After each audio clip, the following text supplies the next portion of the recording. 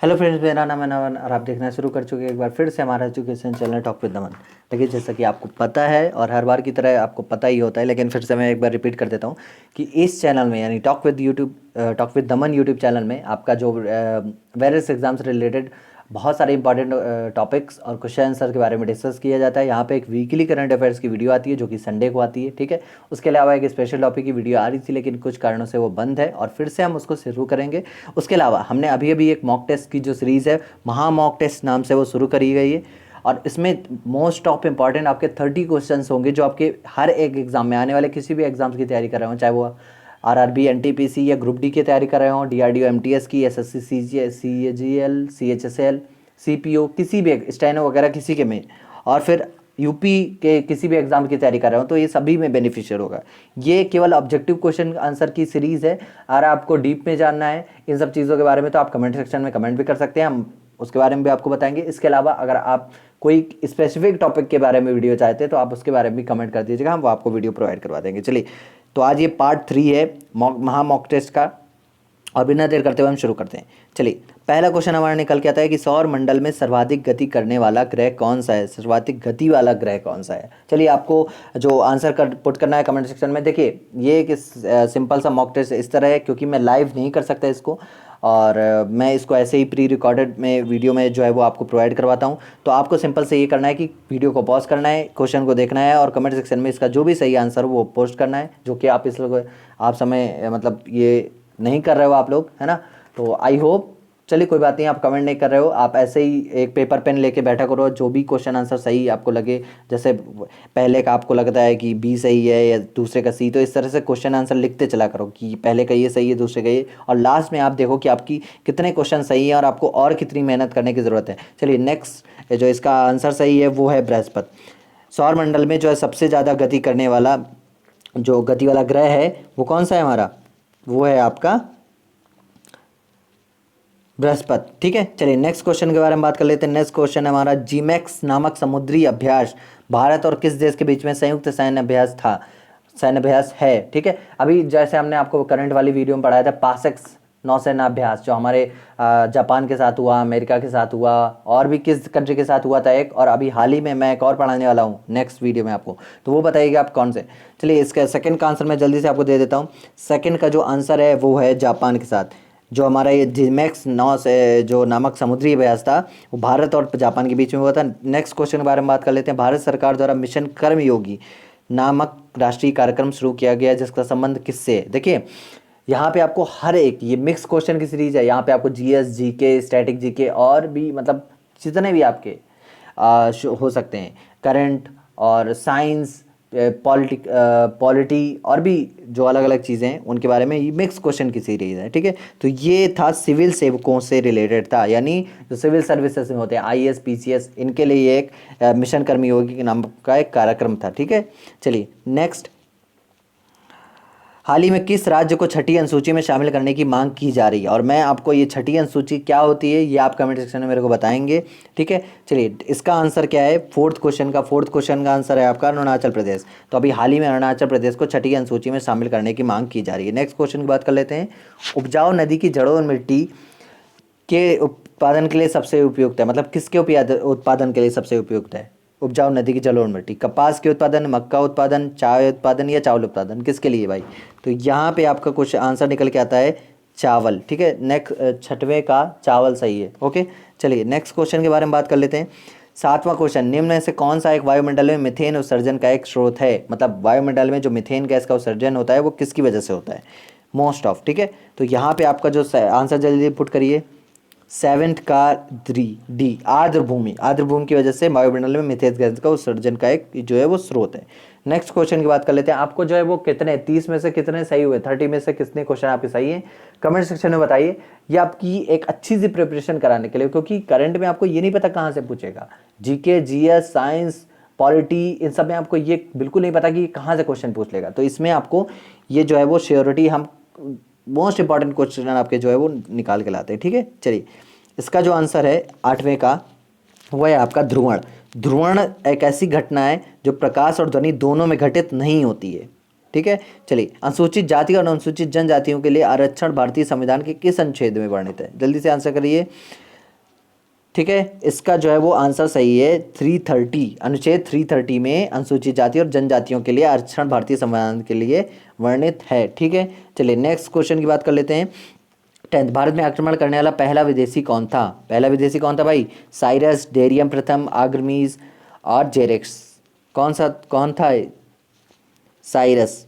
पहला जो विदेशी था जिसने आक्रमण किया था भारत पे वो साइरस था। ठीक है, चलिए विक्टोरिया जलप्रपात किस नदी से संबंधित? जल्दी बताइए, विक्टोरिया जलप्रपात किससे संबंधित है? 11th का क्वेश्चन, और 11th का ये सही है, जाम्बेजी नदी में विक्टोरिया जलप्रपात संबंधित है। ठीक है, इंपॉर्टेंट क्वेश्चन है आपके, अलग अलग एग्जाम्स, प्रीवियस ईयर के एग्जाम से और इंपॉर्टेंट बुक्स जो है वो निकाला गया है। निम्नलिखित में से किसे साहित्य अकादमी पुरस्कार मिला है? जल्दी बताइए, प्रेमचंद, नामवर सिंह, निराला या भारतेंदु हरिश्चंद्र, किन में से इन नामों में से किसको साहित्य अकादमी पुरस्कार मिला है?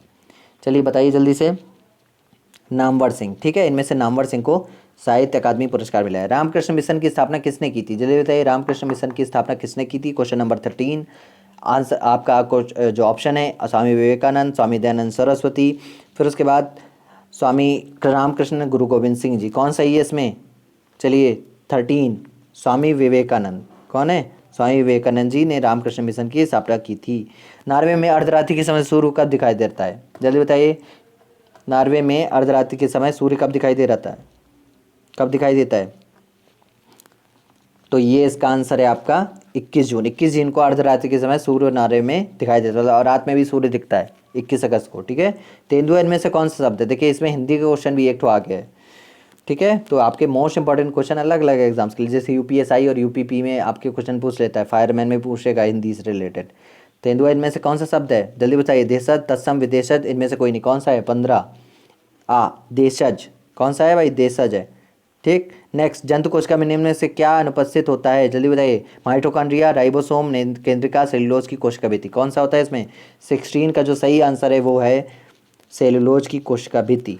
इसमें से जंतु कोशिका में से ही ये अनुपस्थित होती है। ठीक है, नेक्स्ट, एनीमिया किस विटामिन की कमी से होता है? जल्दी बताइए। एनीमिया B2, B12, B7 और B5। आज ये जो है वो सीरीज़ में जल्दी जल्दी ख़त्म करने को, मतलब कम टाइम है मेरे पास, और इसको मैं इसीलिए थोड़ा फास्ट करवाने की कोशिश कर रहा हूँ। आपको क्या करना है, सिंपली क्वेश्चन को पॉज कर लेना है, पढ़ना है अच्छे से, फिर जो आपको आंसर लगे वो कॉपी में लिखना है ईमानदारी से।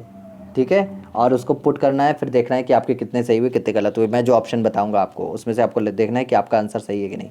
एनीमिया किस विटामिन की वजह से होता है? 17 क्वेश्चन नंबर, विटामिन B12 की कमी से होता है एनीमिया। ठीक है, चलिए मौसम विज्ञान, विश्व मौसम विज्ञान संगठन का मुख्यालय क्या है? ये WTO, WMO,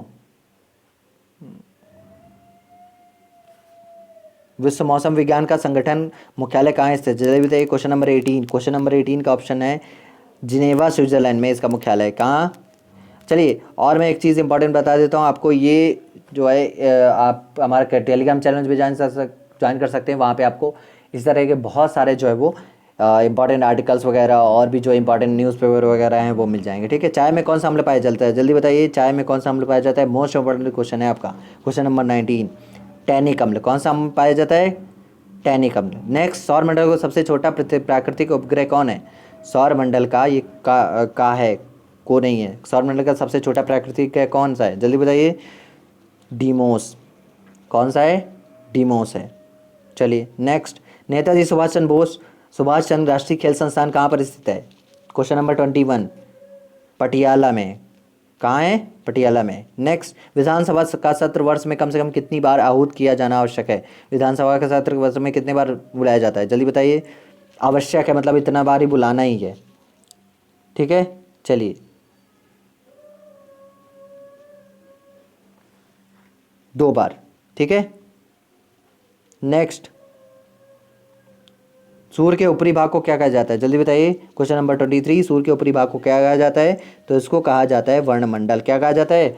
वर्णमंडल कहा जाता है। ठीक है, नेक्स्ट क्वेश्चन की बात करते हैं हम लोग।